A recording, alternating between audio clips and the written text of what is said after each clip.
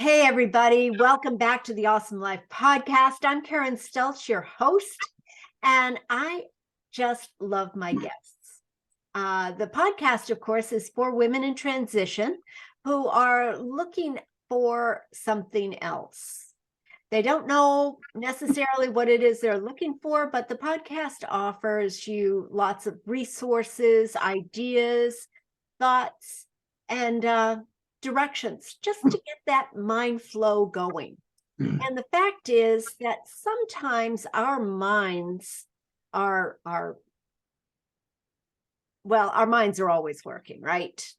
That's just the way it is. And my guest today is going to be sharing more about that and how dreams affect. My guest today is Ken Kaplan, and I'm so excited to have him here. He is a dream specialist.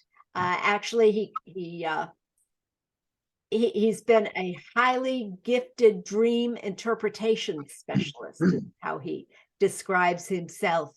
He lectures and gives individual sessions throughout the Philadelphia area, and now internationally, probably with our Zoom abilities and able to connect those ways as well. But in the Philadelphia area for over 25 years, he's very well known. He is adept at communicating how dreams work and their purpose. And did you know that dreams actually have rules? They have structures.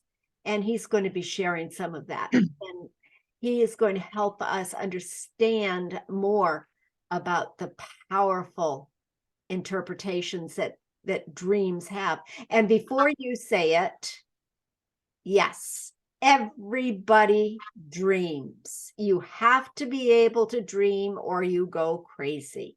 That is a scientific fact. So even if you don't remember your dreams, indeed, dreams you do have. So, Ken, welcome to the Awesome Life podcast. It is so wonderful to have you here. And how did you get into the podcast, not the podcast, but the dream interpretation? Thank you, Karen. It kind of happened almost by accident, but we know there are no accidents. Dreams always became very important for me after I got involved with a spiritual teacher from India many years ago. And about after a year I'd been involved with him, all of a sudden I began to have these, for want of a better word, biblical dreams with his presence in them. This was a way in which the divine could reach me. And I would wake up in states of ecstatic bliss from these dreams. The love, the sense of presence was just off the charts. And it wasn't just one or two of them. I was having 3 or 4 of these a month. Wow. And this went on for years, although they started to settle into a flow about one every 2 or 3 months. I later came to understand that from a spiritual point of view, this was kind of ordained, that the higher self, God, source, whatever name we wanted to give to it, would come to me in dreams because I was not yet ready, because of profound emotional trauma when I was young, to take in that energy in the waking state. And so I was kind of being implanted with energy that would strengthen me for the spiritual journey. Now I don't have the dreams hardly anymore, but now I can experience in the waking state to some degree what I used to in the dream state. In 1975, I read a book called The Dream Game by Anne Faraday. She was a very gifted dream interpreter and had worked very much on scientific experiments with dreams. And this was her second book. The first book was called Dream Power. Sold 300,000 copies at the time, which I doubt it would sell today. We're in a very different place. And for some reason, I had it. I had it, I think, in the way that a lot of psychics and channels and mediums, they're 4 or 5 years old, they're born with it. And for some reason, I really think it's what we call a past life gift. Wherever it came from, it was almost spontaneous. And I was a professional storyteller for 30 years, working with young children. And I would go to these conferences, and people would start, I would do this thing where people would get on this run, where people would come to me and they would share with me their dreams that they had they couldn't figure out. And in 15 minutes, we'd figure it out, and they couldn't believe it. And they started calling me Joseph. So the gift seemed to have been implanted or was already there. And it just came. So I never studied with anyone. I never took any courses.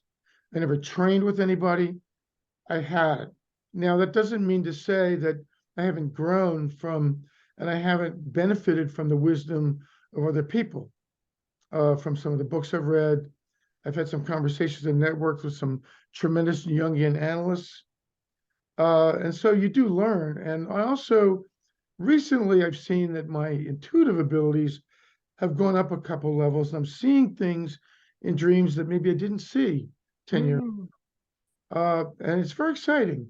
So, you know, that's how it happened. And then I think it's about 20 years ago, a friend of mine was working at the Wellness Center of Doylestown Hospital. She was running programs there. And I did my first paid gig, and jaws just dropped. And I've always had a gift for communication and public speaking and making things clear.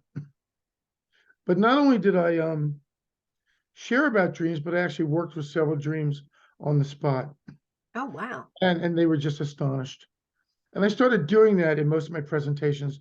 Most of my lectures are interactive. I don't just want it to be dry. I think people don't fully understand the power of dreams unless either we go through case histories a little bit or they go through the process themselves, because most of the people in society are just really don't understand almost anything about dreams. Yeah.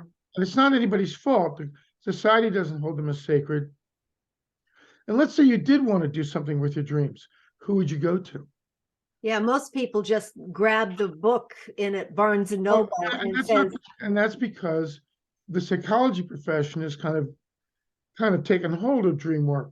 So let's say I had a recurring dream or a nightmare, who am I going to go to that's going to be able to interpret it? There's lots of psychics and mediums and tarot readers and all these kinds of people, but how many dream workers are there? Like me, there's very, very few. right. So the bottom line is, usually unless you're in therapy with somebody and the therapist has to really know a lot about them. But you'd have to be a Jungian therapist, and they'd have to be in your network with your insurance and all that kind of stuff. Where are you going to go? So people can have dreams that bother them or befuddle them, or kind of they want to really know what it's about for years, but they don't know who to go to. Well, now you have somebody. Now we have Ken Kaplan, and it's all good. Well, there are other people, but there's not that many who specialize in this. Compared to the other types of intuitive counselors and coaches and things like that, dream workers are pretty rare. So there are different kinds of dreams, aren't there? Are there different types of dreams that people have? Explain a little bit more what you mean by that. Yeah, so I mean, sometimes people wake up in a cold sweat with something that they've dreamt, and you already said that it has something to do with the world that we're in at the moment, that we're living in at the moment. But there are recurring dreams, and there are one-off dreams, and well, let me backtrack a little bit. Because we need to understand the purpose of dreams before we can talk about types of dreams. Okay, great. So the issue is, dreams have a profound physiological and psychological purpose. We don't know why they have been given to us or why this mechanism is inlaid in human beings. Excuse me. And apparently in other creatures. I have to take a little drink here. Of course. But for humans, there is a processing mechanism. Okay. The one thing the physiological scientists have figured out is that dreams work somehow as a clearinghouse mechanism for the body. But they also do this psychologically as well. But you would be surprised to know that 30% of scientists who physiologically work with dreams don't believe they have any meaning, which is absurd. But it's unfortunate in the material society we live in that they don't understand that. Dreams act in a twofold purpose, in a both processing way and what Carl Jung called a compensatory way. I'll explain that right now. The dreaming mind is a feedback mechanism to the conscious mind, to the self. And its purpose is to reveal the inner landscape at a depth that is so great that no detail is left no stone is left unturned. The dream will show you everything about what you are thinking, believing, feeling about the events, circumstances, and people in your life. Now, and it does it at a depth that is astonishing, that is so far beyond the conscious mind that it's very hard. I have a thing on my website called Dreams and the Holographic Map from the movie Avatar. And if anybody has seen the movie or wants to look up that clip on YouTube, there's this map of the planet, and you can zoom anywhere and go anywhere up and down, and you can see almost every leaf on every tree, and you can see under the ground. That's what dreams do. They reveal to us, to an extent, and we'll see this through some case histories, an extraordinary level. Secondly, what people don't understand about dreams, if for some reason we don't understand, the dreaming mind knows everything about us and wants to lead us to wholeness. Mm-hmm. It has an intelligence. It's like a combination therapist, psychic, genius, savant. Sorry. So the dreaming mind will select any symbol, the most appropriate symbol, most appropriate aspect of that symbol, most appropriate placement of the symbol, most placement of the collection of symbols, scenes, locations, narratives. The dreaming mind will select all of that to a level in which there's not a hair out of place in a dream. And most people don't understand how precise they are. Now, when you say most appropriate, is that appropriate for you, the conscious, to understand, or? Well, it's the message it's giving. The conscious mind has to learn how to interpret dreams. Have a right brain symbolic language. Mm-hmm. People say, well, why don't dreams just directly tell us what's? It's just not the way it is. Mm-hmm. It's a completely symbolic language, and you have to learn it. Once you learn it, then all of a sudden, the messages of the dream and the narrative become very, very clear, depending on your skill. And you couldn't really go to a book and get that symbolic and say, oh, all right, this is a bus, and therefore this means this, or because a bus might be, no, I like yellow buses, you know? That's a very good point. I just want to quickly go, you asked about types of dreams. Yes, yes. In reality, dreaming can be of many different types, because the dream will reflect what's going on in the life of the dreamer. The great rule of dreams is that they are anchored to the waking life. By day, they're what's called existential, which means moment by moment, day to day. Your dreaming mind will reflect back to you in great depth what you're feeling at the moment of what's going on in your waking life. There's a guy, Calvin Hall. This is an important point. He went through 50,000 dreams of dreamers from all over the world and every culture. And one of the things he understood that was revealed to him in all these is that the dreamer will always dream about themselves. And so we can dispel the idea that if someone appears in a dream, that the dream is somehow about them. It's not. It's about what you feel, believe, and respond to in relationship to them. They found that this is true no matter where you go in the world, with Eskimos in the North Pole, whether it's African people, it doesn't matter where, people in China, it doesn't matter where they are. So the dreams if you're feeling anxious, your dreams are going to reflect the anxiety, but the dreams will also reflect the source of that anxiety. I think it's a good place for us to talk about the four arcs of the dream. Yeah, 4 arcs of the dream. And this by is the way, actually I copyrighted. Oh, wow. And so because I came up with it, that shows how the dreams relate to the waking life. for the individual, because you're right. We'll get to dream dictionaries in a second and how, yes, they're somewhat helpful, but dreams are unique to the dreamer. So I want everybody who's listening to imagine a person standing in front of them. And imagine a line going from one ear over the head to this ear, to the other ear. That's the first arc of the dream.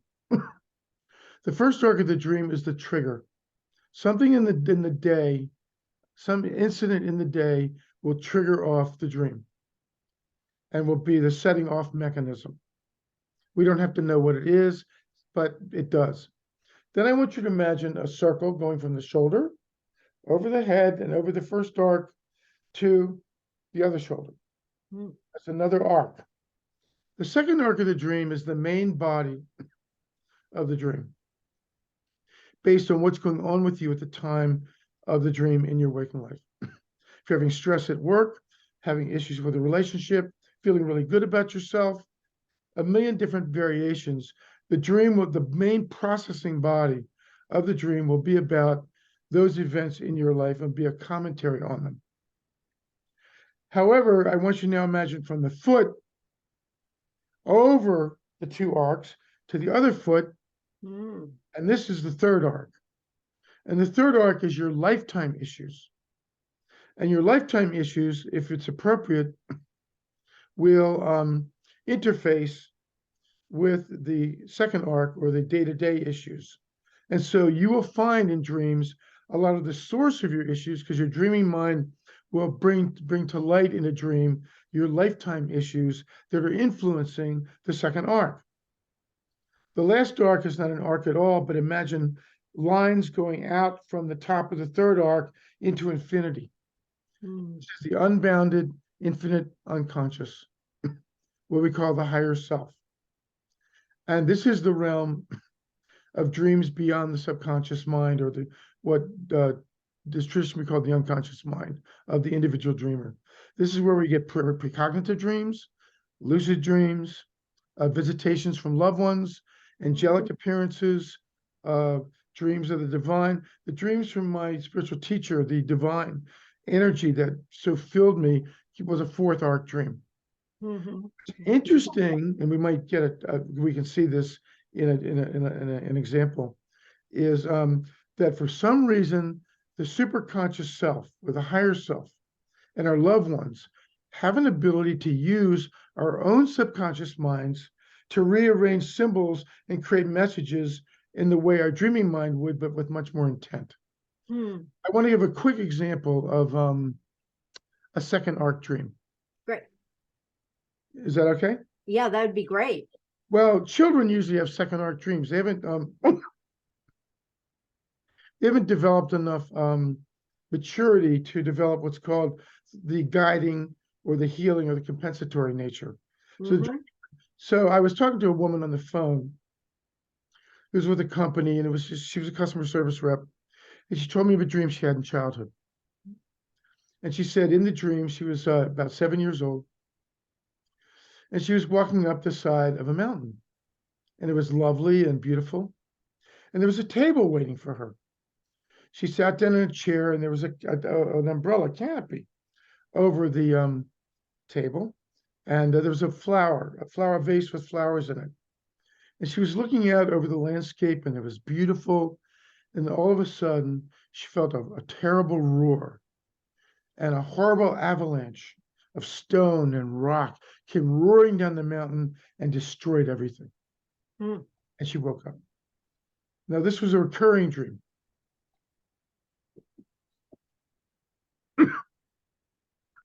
Knowing right away the relationship between the waking life and that the dreams are a direct commentary one-on-one with the waking life, I knew something had been going on in her family. So I said, what was going on in your family at the time of this, when you had these dreams? And she said, my father was a terrible alcoholic.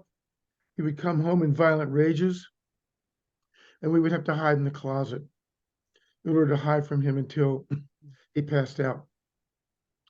Well, bingo, right away, we see the complete one-to-one correspondence between the father's anger and rage and the avalanche and wiping out the innocence of childhood and Yeah. destroying the good feeling. And so obviously the trigger would be if the father would come home in one of these states, you would probably have this kind of dream.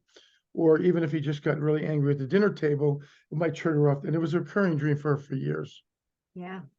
And so now we see the overlay. But the dream uses brilliant symbols that might not have a cognitive, conscious mind way, but the avalanche is a perfect symbol of the ferocity of the father's anger and how it could wipe out and obliterate the good feelings that she might have at the moment or in her life. So that's an example of how of a second arc dream. We can deal, I won't allow you to ask more questions, but we can use your husband's dream as a jumping off point to a third arc dream, and how dreams really present to us opportunities to resolve lifetime issues, which I think for women in transition could be incredibly beneficial to see what is driving a lot of behaviors, responses, and feelings. Because when you understand and really see, and we'll go through a dream so we can see this, we then have the choice to make around, because we can see the landscape about what's going on so much, we can make decisions about, okay, what do I want to do about it? Exactly. Once it gets into your conscious mode, then you can choose. But we don't know what it is if it's not brought into our conscious. Exactly. And that's one of the great, most important things about dreams.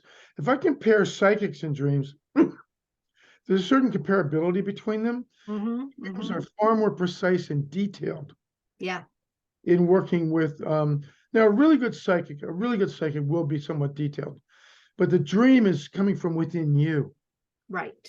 And therefore there's a certain power that it comes from within you. So therefore it's you speaking to you. Exactly. So it's more of your inside.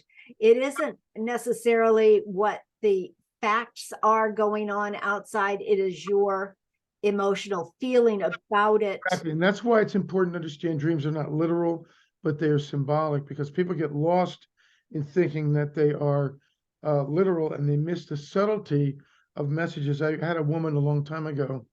She had a dream that the cross appeared in the sky and said the end of the world was coming. Mm. And she lived in dread for 5 years, thinking that she'd been given a premonition that the end of the world was coming. Mm. She was a very strong Christian. So in her life, her dreaming mind would use Christian iconography. But when I got into the dream with her and we worked with it, the real meaning of it was symbolic, was your life is about to change, and old ways are about to end and new ways are about to begin. Because she didn't know and understand about dreams, she made a grave mistake and thought it was literal when it was had to do with her. Because usually with precognitive dreams, the one thing I will say is usually you have to have them all the time, Mm. and they're very lucid, and the events have to come true. Right. Certain way you're having precognitive dreams. So don't think a dream is precognitive if you have once. I mean, it's very, very rare.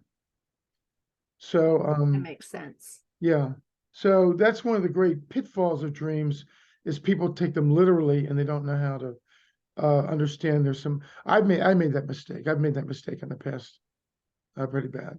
Yeah. And do you have an example of that? Now you had mentioned in your bio that there are rules with dreams. Is it the rules that we're talking about now of Yes, recognizing? yes. Well, one of the most major rule of the dream is that the dream is and this expression of the waking life. I call it the great rule.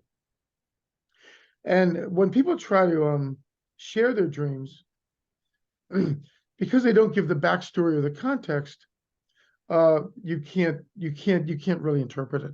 Mm-hmm. You have to have the backstory in order to wed the two together, because the dream is a very precise and detailed commentary. Mm-hmm. Another great rule of dreams is that the dreams are unique to the dreamer. Your husband's dream was a very good example of this, about dream dictionaries.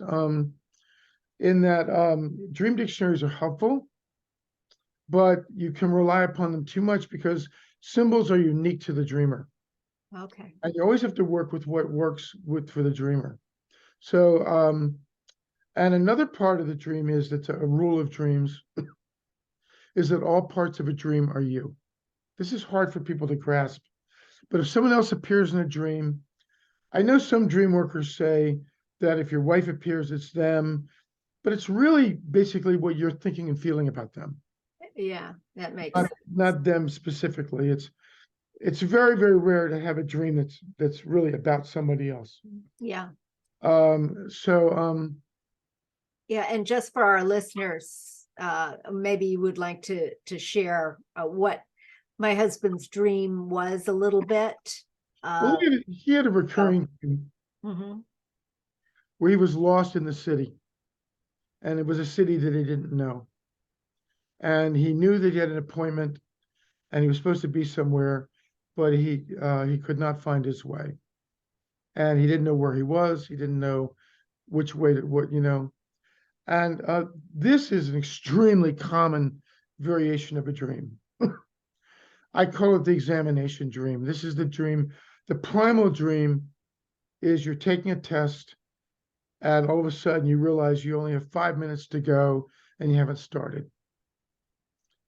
And you're not going to be able to complete the exam, and it's really important.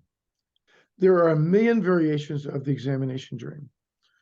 Being lost in a city, not being able to find your car, um, being late on time for work, your apartment's scattered, you can't find the paper. There are so many variations of this kind of dream. So when that happens is, I asked your husband, could he remember what was going on at the time of his life, and he couldn't remember. But I said to him it had to be a stress trigger point, because one of the things about recurring dreams, and this is a rule about dreams, is the issue is important enough that the issue will come up again and again and again. Because the dreaming mind really wants to try to force you to take a look at it. The problem is if you don't know how to interpret it, then the dream it'll continue to recur. Or even if you understand it, if you haven't resolved the underlying issue, it will continue to recur. The strongest recurring dream I ever got was at a library. A woman had the same recurring dream every night. And she had been born in another country, in India or Pakistan. She wanted to be a doctor, but because she was a woman and because her father absolutely forbade her, she never could become a doctor, and she had to become a medical technician. Well, obviously, the burning desire and passion she had and the feeling she had about being thwarted was so great that it showed up every night for her in a recurring dream of falling down, but then somehow writing herself. The dream itself isn't that important, but the fact that it was such an incredibly overpowering feeling in her that she had not resolved, that she had it every single night. So with your husband, the generic dream is always a dream of feeling loss of control. When that they're in a situation in life where they feel somehow their competency, they're not competent enough, they might be feeling inadequate to the task at hand. It could be something about work, could be about school, family. But the location and how the dream works, for me, I'm a storyteller. My variation of this dream is that I'm supposed to do a gig, but I can't remember the stories. And as hard as I try, I just know the right the but I can't bring the stories to my mind. I know the story, but I can't get them. Or I might get parts of them. So depending on where I'm at, if it's pretty, I can't remember this. So it's the same dream, but a whole different landscape based on my uniqueness of my life history. But I wanted to go a little farther with your husband. This gets into the dream dictionary piece, which also gets into something I want to quickly state about rules of dreams. Is something Carl Jung discovered, which is the collective unconscious. That humans have a shared set of symbols, or what we call archetypes, that really are shared among all human beings. There are 300 versions. This is what I learned from storytelling community. There are over 300 versions of Cinderella in the world. Wow. 300 It's versions. not like somebody from some culture went and told it to somebody else. the archetype of the unwanted one who rises to prominence as such a powerful human archetype that it has appeared naturally in over 300 different cultures. Wow. So Joseph Campbell, who was a big Jungian mythologist, wrote a book called The Hero with a Thousand Faces. Mm. And he showed how the heroic tales of every culture have certain inbred archetypes that are common to all humanity. Mm. But one of the things Jung went a little too far with that, because what I've discovered and what I think a good Jungian analyst would say is that dreams generally work with cultural archetypes. So if we're in the West, things like machinery, cars, cities, buildings are going to show up in a lot of our dreams. If you're an indigenous person, like an Eskimo living in the North Pole, and you never saw a car, it's not going to be a shared symbol. Mm-hmm. You won't dream of cars. You'll dream of igloos, and you'll dream of seals, and you'll dream of canoes, dream of the sea. And symbols can change depending upon the culture. Mm-hmm. I said to you, if I said, what do you think the sun would show up as about as an archetype in dreams? What would your answer be? The sun showing up, brightness, Mm-hmm. illumination, Mm-hmm. something to recognize the light, growth, Okay, warmth, warmth. nurturing, gives life. Mm-hmm. Okay, that's what people in temperate climates like us would see the sun. Mm-hmm. Do you know how the sun shows up for people in the desert? Scorching, hot, dangerous, threat, life-threatening. Mm-hmm. It's a whole different culture. The sun means completely something different to them. Right. In their dreams, the sun shows up differently. So if you went to a dream dictionary about the sun, it would be the author's interpretation. Well, it would be very broad. They might mention up something. They might say the sun, if you get too, like Icarus in the myth, gets too close to the sun, the wax melts off his wings, and he, there might be some dream dictionaries might have a little bit of that. But most of them, they're more amorphous, so they're helpful. They put you in the ballpark. Mm-hmm. I'll use my husband's dream in his example. So I asked him, okay, what does the city mean to you? Because cities can be places of civilization, organization, systems, the mass consciousness.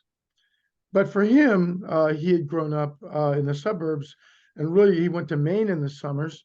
And so for him, the city was a place he really didn't like, but he had to go to the city every day to go to school. And he felt the city was cold and it was uncaring. It was too crowded. It was uncomfortable, unpleasant.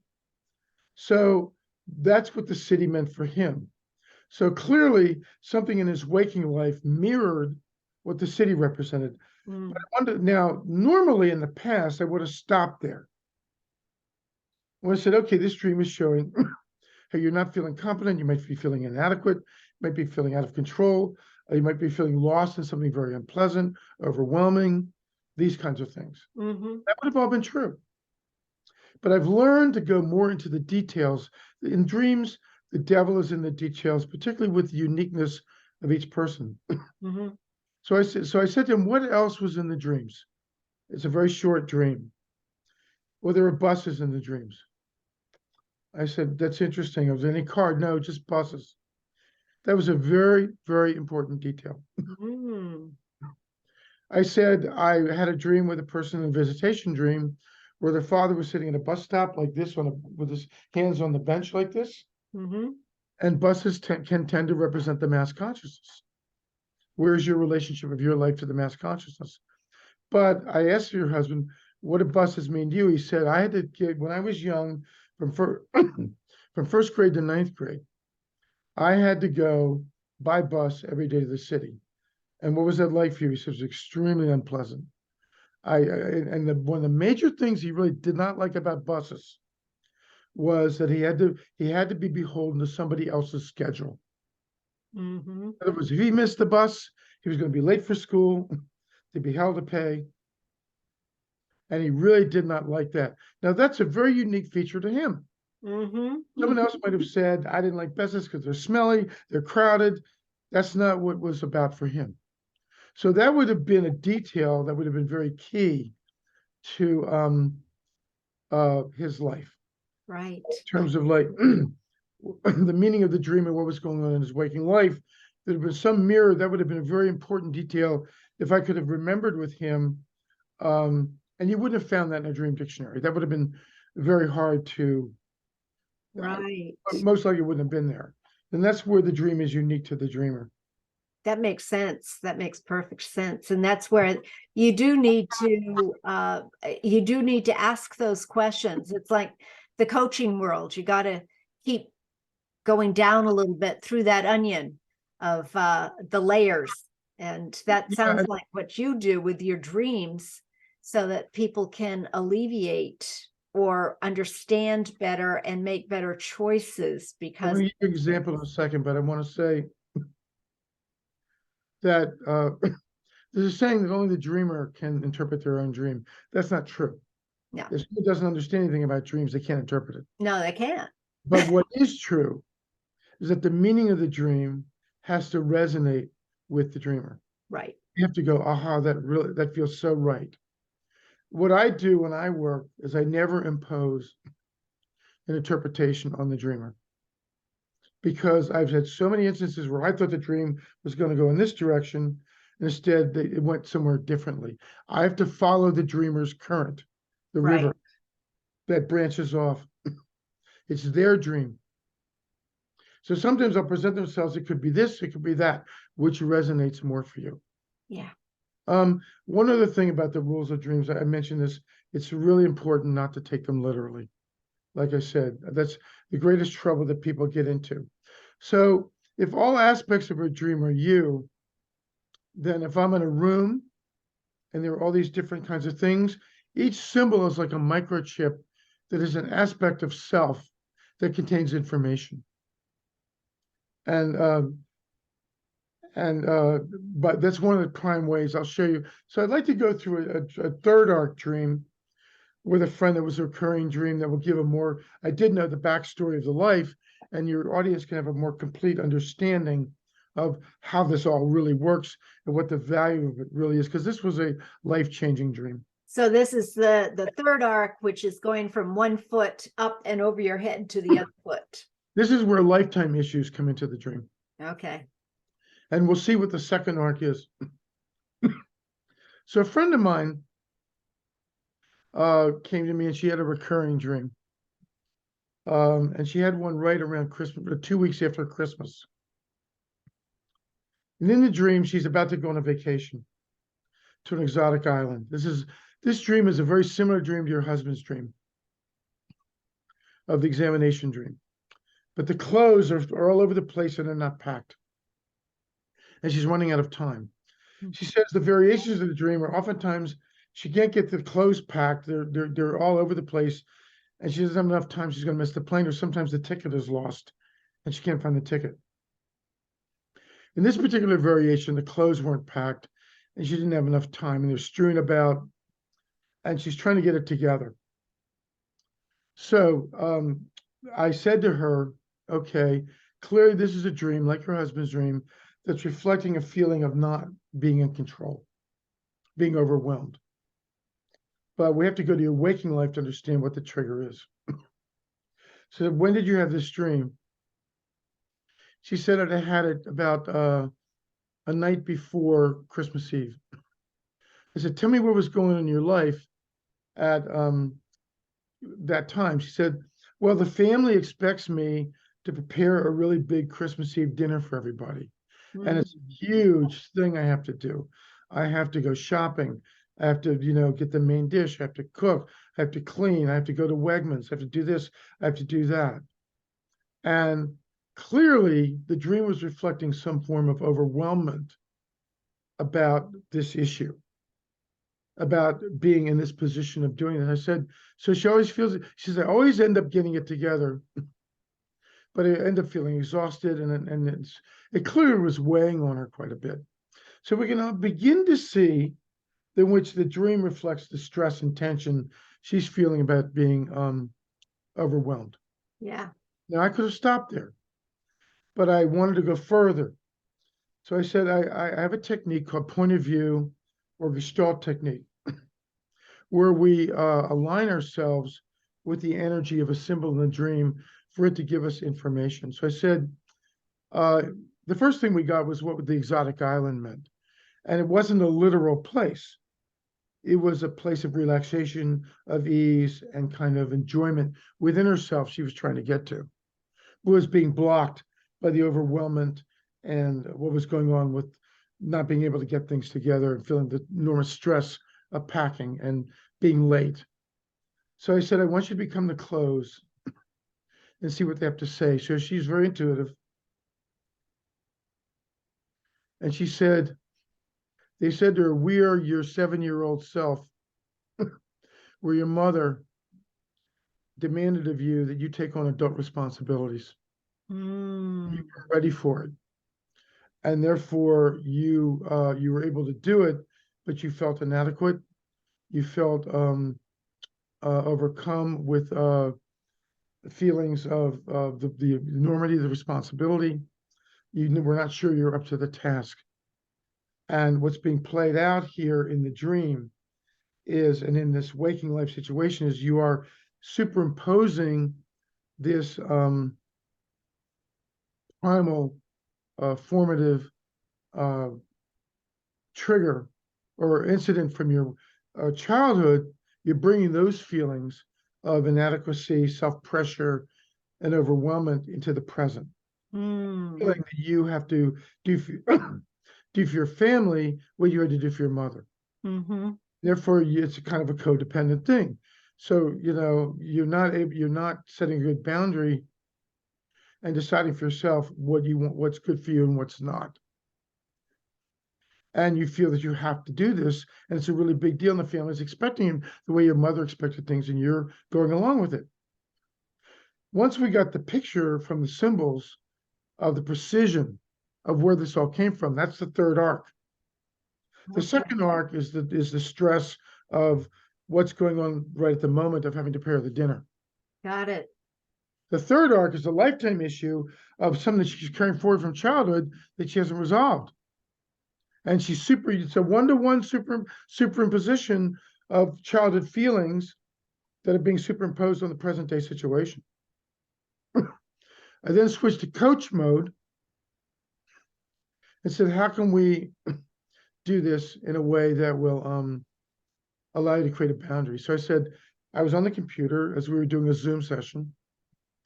And I said, I quickly went and said, I did a Google search on holiday catering.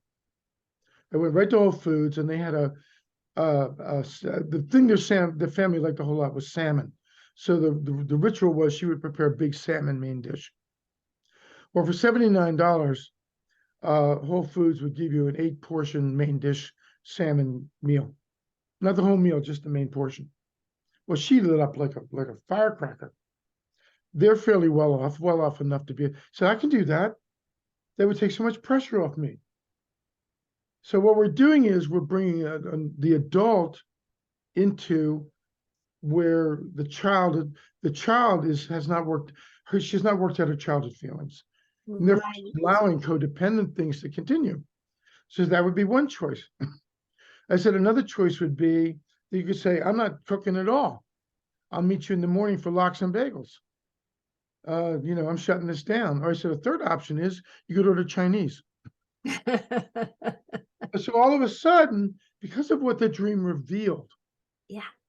and what the dream revealed in a very explicit way was the source of the problem and what was causing all the stress and what she was allowing herself to get drawn into in a way she didn't want to. The dream revealed all that.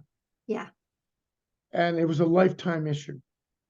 Once she saw that clearly, her adult self could then seem to make new choices. Oh, I have options that I didn't have when I was a kid. Right. I have options now. And so now I can decide what options do I want to use. She can make any choice she wanted to. And she liked the option of, okay, I'll go to Wegmans and I'll get the catered dish and I'll just make a salad and it'll be easy. There you go. Or maybe I'll order dessert from them as well. Or well, maybe one year we'll just have Chinese. There you go. So through the dream, her dreaming mind was seeking to illuminate to her the source of the problem. This is Mhm. what the dreaming mind does. Now, if I if I knew your husband's backstory, I would have been able to go there with him Right. and to be able to share with him. Now, for her, he said he only had the recurring dream about 5 times over a number of years. Right. This is a dream she has quite a lot. So it was a much more important issue for her than it is for him. Right. And Right. this was a life-changing session. And I found with many, many people that can one session can be life-changing because the revelatory power of dreams is so potent, and you can see so deeply into your own psyche Yeah. in ways that even a lot of times psychics can't go. You know, Absolutely. This is a whole different realm than a psychic per se. they overlap. They do overlap. A good Yeah. psyche will get you to there, and will get you to some of the details of it. Even a really great psychic will really get you to the bottom, but they're rare. Yeah. Yeah. Well, Anne, thank you. Thank you for all of this. This has been fascinating, and we could talk for hours. I know we could, but this has been absolutely fascinating. Can we, can we do one more really quick? Short. Oh, okay. Yeah. Yeah. Um, I wanted to get to visitation dreams. Okay. A visitation dream is an actual dream. It's a lucid dream from a loved one from the other side. This is where your own subconscious is not the creator of the dream. The loved one is. Mm-hmm. Like I said, they can manipulate your subconscious to convey a message. I was online, and a woman said she had a dream where her father came to her, but he was very young, like maybe late 20s, 30s. And that was the first time he ever came to her. It was in 2014. And he said, "You only have so many years left to live." And she got all upset. This is about taking dreams too literally and not understanding how to interpret them. And she said, "Did you mean if this meant she was, was he saying she only had so many years to live?" Well, so I said, "I'm going to go out on a limb here." And I'm getting an intuitive feeling that the reason your father chose to come to you at a very young age, is he wanted to impart to you something about the vitality of life Mm-hmm. and about really connecting to the vitality of life. I want you to I got her to use this technique. I said, you can actually connect with your father's energy and get more information from him. Mm. I did that, and what she wrote me stunned me. I'm going to read it, what she said, and we can end on this. Okay. Wonderful. As soon as I finished reading your text in regards to paper, I told her to take a pad of paper to connect with his energy and see what he has to tell her. A paper towel fell down. I said, "Okay, Daddy, I will write on paper." I focused on the image of him in my dream, and this is what he said. He wants me to have fun and enjoy my life to the fullest, to feel that deep self-love, and to get past the pain I have of his death. He is also taking care of Nicole, my daughter, that passed away 2.5 years ago. He said, "Have fun in my business. I will succeed." He said, "The number 26 is symbolic. I was 26 when you came to this earth. Always be yourself, never change, and do everything with love and peace. Learn to astral travel and meditate so you can communicate with me and Nicole." And then she wrote, "Oh my God, I'm crying. Who are we?" In a Wow. spiritual sense, like obviously we're not just this body, that I can have this kind of connection to my Yeah. father who passed away. This was a life-changing incident for her Yeah, I can from see one that. from one dream, because by interpreting it properly through my skill, not only did she bring forth far more than I thought she would bring forth and surprise me, but any dread or fear she had, oh my God, only a certain number of years to live, that all was gone, because I said, it's not literal, it's symbolic. And I've seen that over and over and over. People make the mistake. They don't, but it does take dexterity. It does take skill. I'm getting much more skillful like a surgeon at being able to tease out, even at very subtle levels, the messages. It's really exciting. Even as So I'm doing this powerful. for 25 years, it's exciting to go to this level and see things that I didn't see 10 or 5, even 5 years ago, and to bring out these things. So Um, powerful. yeah, it is. It's exceptional. And so, Oh, it's exciting. I can see how exciting it is for you as well as for your clients. I mean, to be able to, with ease, and I'm all about doing it with ease whenever possible, uh, just lighting up, being able to recognize that they have choices now because they have more information and better understanding. And that's where you are able to help them because, like I said at the beginning, we all dream. But if you remember your dreams, it is worthwhile to find out what it is about. if you don't remember them, just put a notebook by your bed and ask your dreaming mind that you have the intention to start remembering. Mm-hmm. Do you want to start with something short? You don't want to be overwhelmed with 5 dreams and having to write it all down. Start with something short so you can start to get into the process. Yeah. Or if you don't have a paper, you don't want to do a paper, just take a tape recorder. But tell your dreams whenever you wake up and remember, you will either write it down or you record it. And when your dreaming mind knows you're serious, then you'll start a line of communication. Yeah.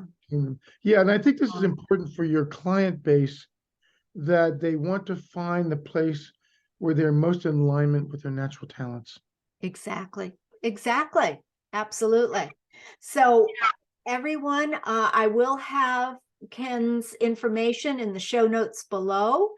So do reach out to him. How can they reach out to you?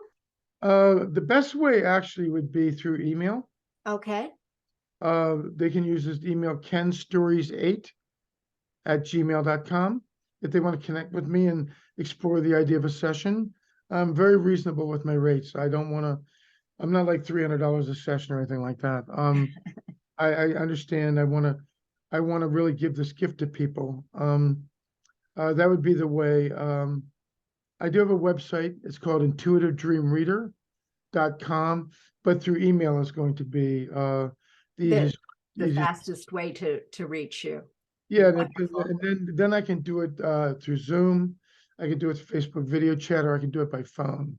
I don't have to be actually physically like this. I don't have to be physically with a person to do dream work. Fantastic.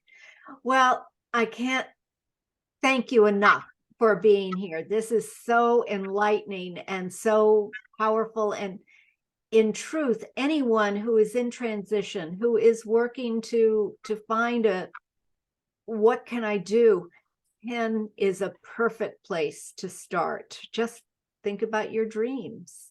Yeah, I think the more knowledge you have about what's really going on inside of you, where are your blocks, where are your strengths, your dreams will show all that to you in ways that are Absolutely. way beyond.